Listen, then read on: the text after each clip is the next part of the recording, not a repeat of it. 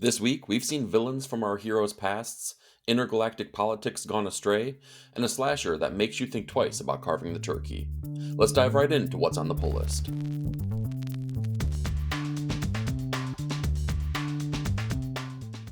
We're going to start this week with Absolute Wonder Woman number 13, written by Kelly Thompson with artwork by Matthias Begara. So in this issue, Diana is doing battle with this villain that is kind of electricity based, but also is kind of like feeding off of bad vibes of everyone that's around this thing, right? And it's really influencing everyone that's in society, every city that it attacks, including Diana herself. All the while, she's also learning more about what it means to be an Amazonian and maybe where Themyscira is and what it, I don't know, how this all plays into her upbringing and the fact that she didn't know anything about the Amazonians. I really like how Kelly is, I don't know, truly made for Wonder Woman. Like, I feel like she's making this character into the first real hero within the Absolute universe. You see this really through the ways of her listening to events that are happening around the world. She's kind of like a first responder for anything that happens that is outside of the scope of something that a human can really take on. I really dig that about the character. The other thing that's really cool about this issue is that we have a fill-in artist, Matthias Begara, and I gotta say, he fits perfectly within the world that is being crafted within this series. I love that he has like a knack and a penchant for doing fantasy type stories, and it just lends itself like really so well to this storyline and what Kelly is doing here. If you're looking for more of Matthias Begara's artwork, I definitely think that you should check out Step by Bloody Step and Coda that came out previously. But again, fill-in artist ain't mad at it at all because it's really, really perfect for the tone of the book. Next up, we have Escape number 3, written by Rick Remender with artwork by Daniel Acuna. So in this issue, we see Milton now that we had our flashback issue in issue number 2, but now we see him behind enemy lines and he's trying to make his way back to the territory to finish his mission, and he hits every possible speed bump along the way. This issue is really introspective the way that Remender is writing it. We spend most of our time here with no actual dialogue happening. What we're getting is the inner monologue of Milton and every action that he takes and every pitfall that he comes across. He's trying to, maneuver and make his way through enemy territory without being seen. He definitely does get seen, and we get to hear every little thing that happens here, every injury he takes, every bullet that, like grazes, right by his skin. We get to hear his reaction towards everything that's happening. I really like how Acuna delivers pops of color within this book, this issue, but really the series overall so far. It's a really dark and dreary kind of palette that they're working with, but when color is needed, it really pops off of the page here and it really highlights our characters and the actions that are taking place. Escape number 3 is continuing the trend to make this an excellent series to follow through with. All right, next up we have Green Arrow number 29, written by Chris Condon with artwork by Montos. So in this issue, we get to see Oliver investigating more into the nature of the Crimson Archer and who it is and how that ties into his own personal past. And I feel like it's the strength of this book. Condon gives Montos so much breathing room to deliver these great visual storytelling beats, and I love how the teamwork is really working. The team is really working together on this. Also, on top of that, we get to spend a lot of time with Roy and his daughter, who are also superheroes in their own right. And I feel like this is where Condon really shines because we get the most human moments out of their interactions. And it's really great change of pace for the investigatory part that Oliver is taking place in. Speaking of Montos, wow. I know I've praised his artwork before, but just wow. I love that he can change pace on like just on a dime. He has traditional panel layouts that really pop and really are kind of inventive, but still traditional in the means, like just characters maybe breaking the panel. But when he gets a chance to have a splash page, he does some really inventive ways. It's more of a collage more than a splash page itself, right? It's not just characters jumping, towards the page itself. There's really cool storytelling mechanisms that are happening here.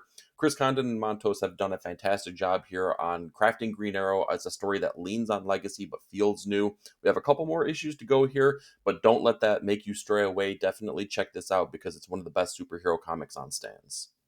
Hey, speaking of Chris Condon, let's talk news from the Fallout number 5, written by Chris Condon with artwork by Jeffrey Allen Love.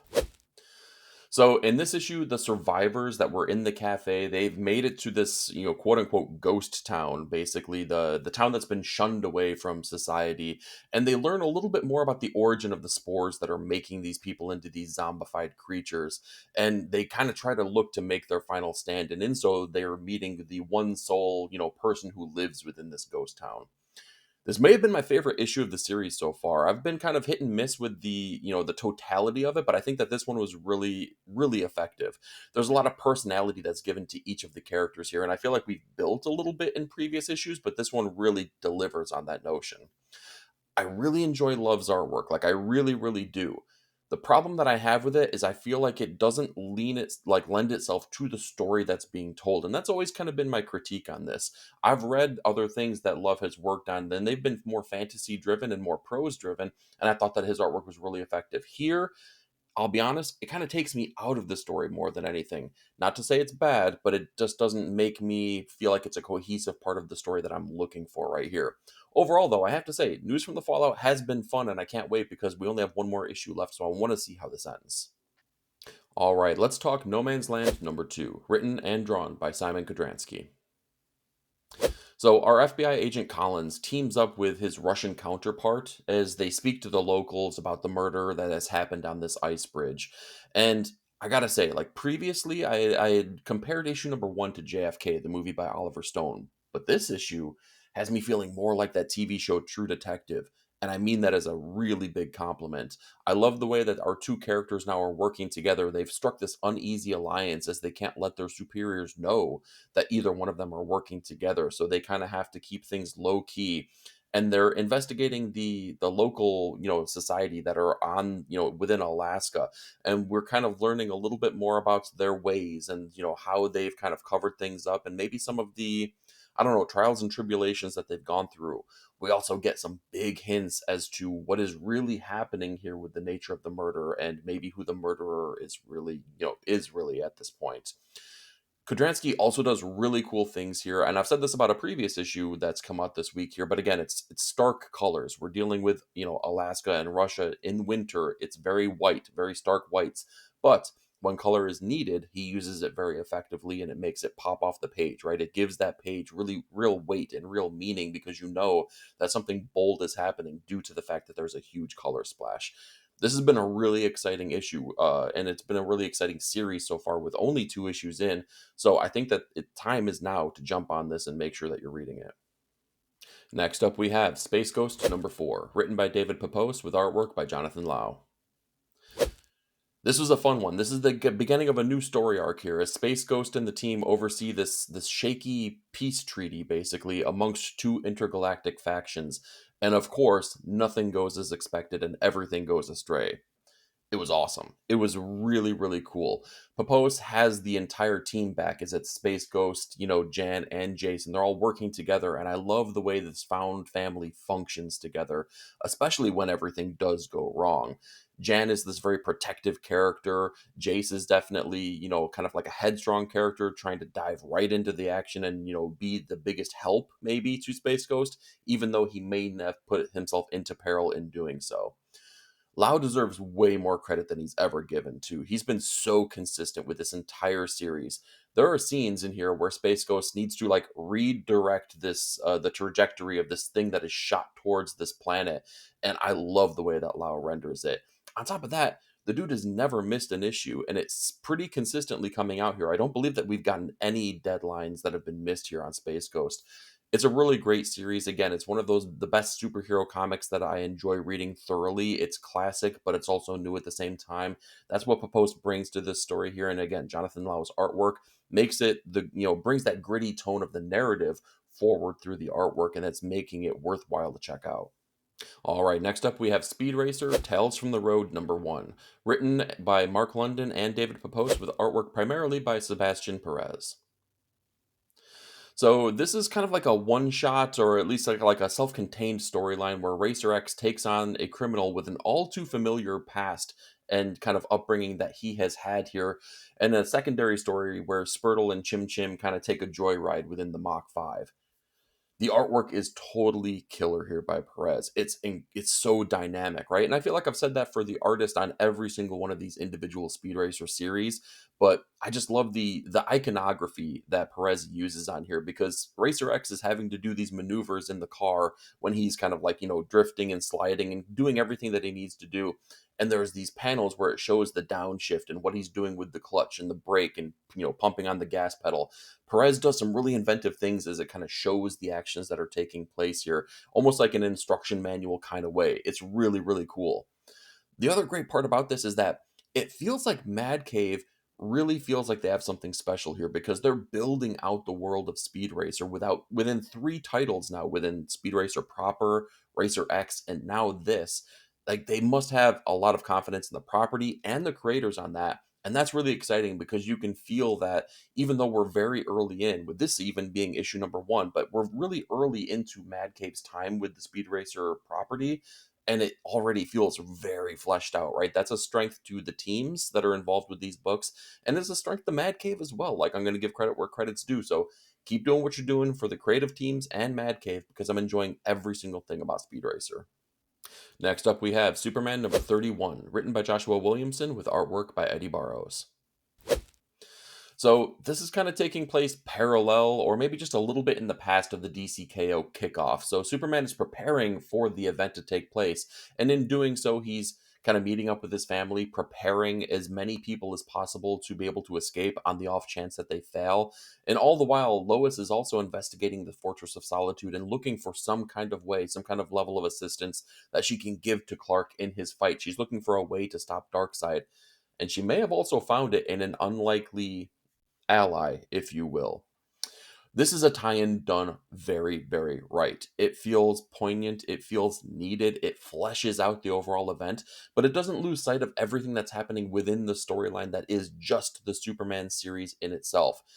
Most tie-ins just can't do that, but Joshua Williamson is really doing it masterfully here. Let me tell you, it's very much appreciated. Barrows on this issue also did a really good job at conveying everything that was happening within this book. And again, he's the secondary artist here with Dan Mora being the primary one. Their choices, their artistic styles are very different, but I have to say, when he is on the book, I really dig it. It's a much more rendered version of what we're getting, but I still feel like it works for the character. And when we have an issue that kind of like, I don't know, takes a step back from the action and is more introspective and really more character driven, it really is pitch perfect for him to be the person that's drawing that because Mora, of course, is kind of known for his dynamic nature.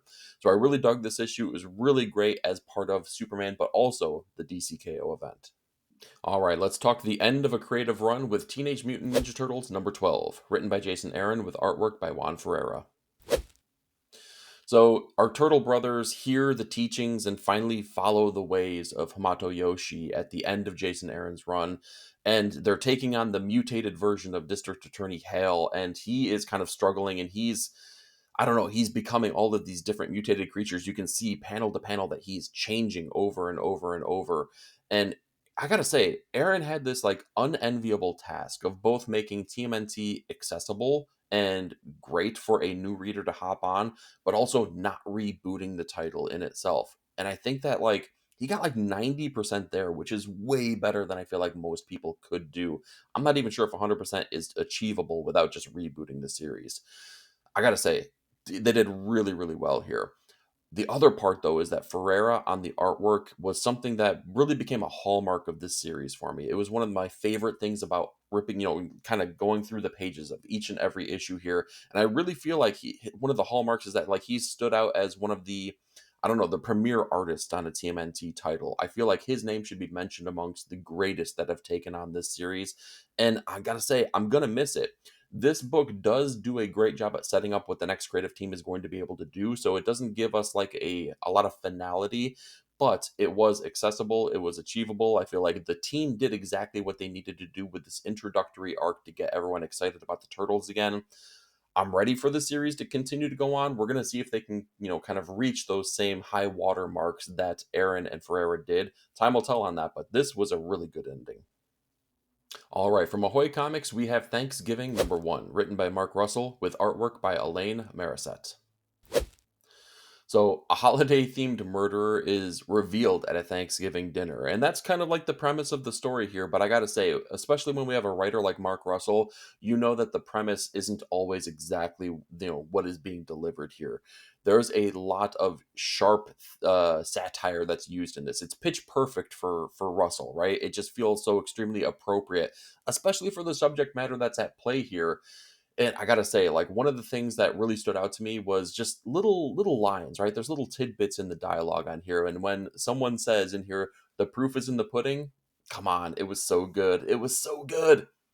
I don't recall seeing Morissette on any other books that I'd picked up previously, but I have to say, after reading this, it's going to be a name that I look out for. There was these really excellent, expressive characters. It's their artwork kind of reminded me of like a Mike Allred kind of approach here, but maybe a little bit more loose and dynamic. It was almost kind of like Mike Allred if you were looking at an animation still, as opposed to just paneling in a comic book.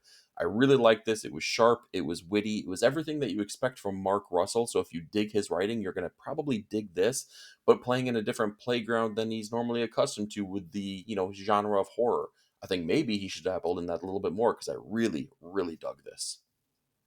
Next up, we have Ultimate Spider Man number 22, written by Jonathan Hickman with artwork by Marco Cacchetto. So the Parkers are kind of being assisted by some unlikely allies while Harry and Peter are continuing to kind of try to navigate and maneuver through Gwen's plan that she had set up. We're like a handful of issues until the end of this series, and Hickman is still introducing new ideas to this book. And don't get me wrong, that sounds like a critique. It's not, though. It's really awesome because I feel like Hickman is the kind of person that's going to be able to finalize those ideas and land the plane. We know that we only have a couple more issues left. But in that same way of identifying these new ideas, I feel like he's also playing on, seeds that had been planted very early on in this series. Kaketo's artwork is exactly as good as you expect here, too, right? There's nothing that is outside of the scope of everything that you would anticipate when you see his name in the credits of a book. But I have to say, Arciniega's colors are really what make it work for me here. I feel like there's a lot of pop that happens here. One of the things that are happening with the Parkers that they're kind of living now with the mole men and under the earth. So there's not a lot of light, there's not a lot of color that's working. So when we get those juxtapositions between the time that's underground and the time in the city, the color work really does a lot of the heavy lifting for the artwork itself. It really makes it shine. It really makes it work. This was a really exciting issue here, but again, we're coming right towards that end here, so I kind of need to see how they're going to wrap up every single one of these dangling plot threads. All right, let's stick around with the Ultimate Universe with The Ultimates number 17, written by Dennis Camp with artwork by Phil Noto. So this is kind of like the spiritual sequel or successor to another issue that we've had in this series with issue number 4.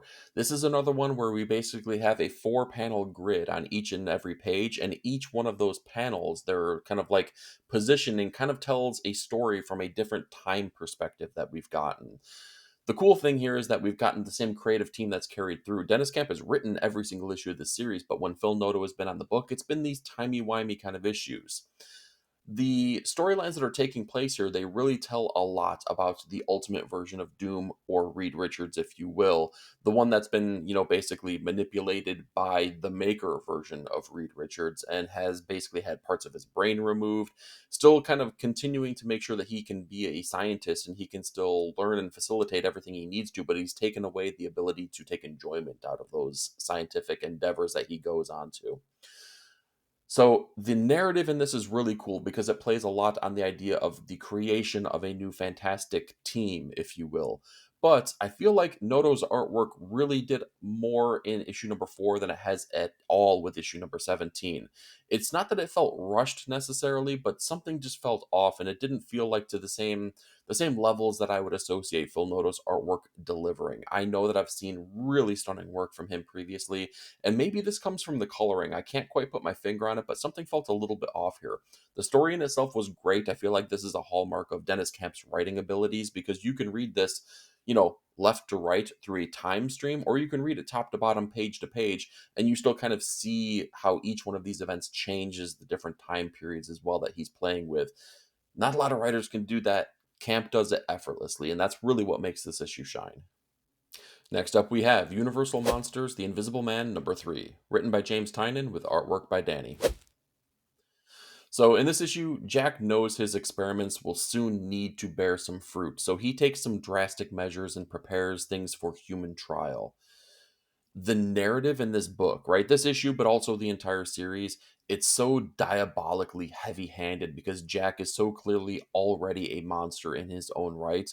But I love how that plays against the subtlety and the subtle little hints and the way the artwork kind of maneuvers and makes its way through each and every issue.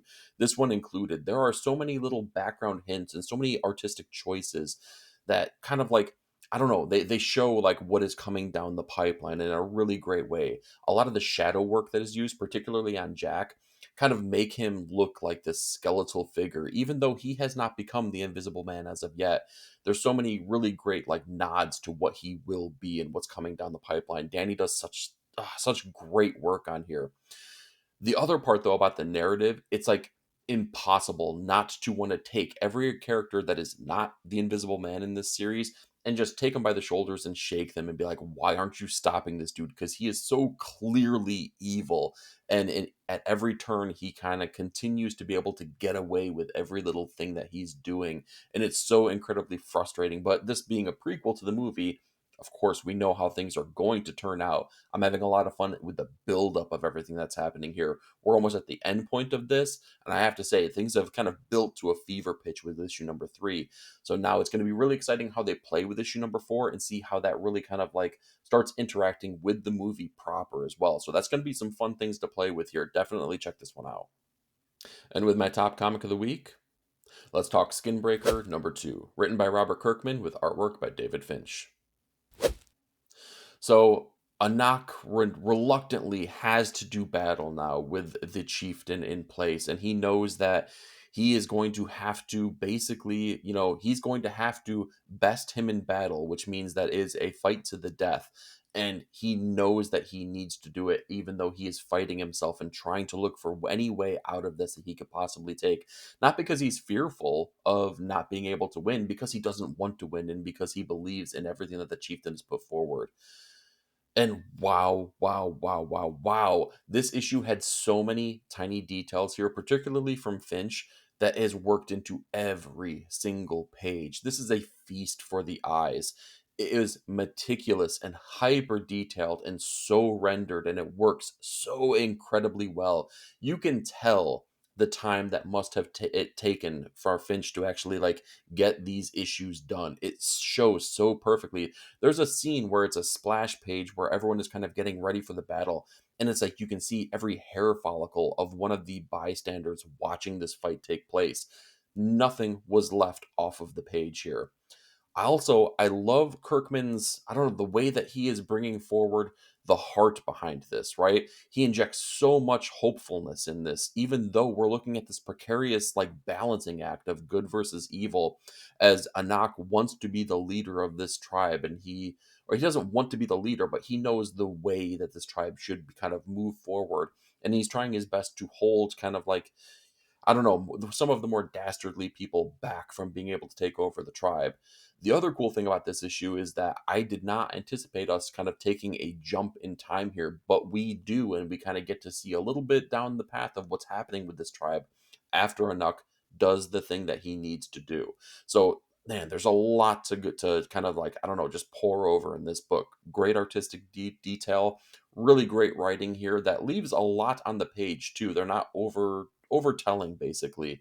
There's also basically a when that time jump happens, there's a great visual representation of that as well that David Finch deserves all the credit in the world for. This is a great team. It kind of makes me feel like I want this to be an ongoing series. We know it's a limited series, but I gotta say, I'm gonna enjoy each and every issue that we get, and issue number 2 was absolutely worthy of top comic of the week. So that's what I've got for you this week, but I'm more curious. What did you read, and what were your thoughts? Do me a favor, like, share, and subscribe, and be part of the panel. Leave me a comment down below. Thank you so much for watching. We'll talk to you next week.